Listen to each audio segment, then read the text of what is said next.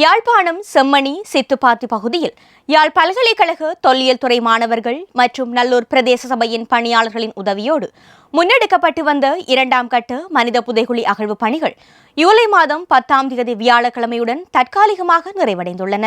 யாழ் நீதிமன்ற நீதவான் திரு ஏ ஆனந்தராஜா அவர்களின் கண்காணிப்பில் துறைசார் நிபுணரும் பேராசிரியருமான திரு ராஜ் சோமதேவாவின் தலைமையில் நடைபெற்ற இவ்வகழ்வு பணிகளில் இதுவரை 65 மனித எண்பு தொகுதிகள் அடையாளம் காணப்பட்டு அவற்றில் 54 எண்பு தொகுதிகள் முழுமையாக அகழ்ந்தெடுக்கப்பட்டுள்ளன.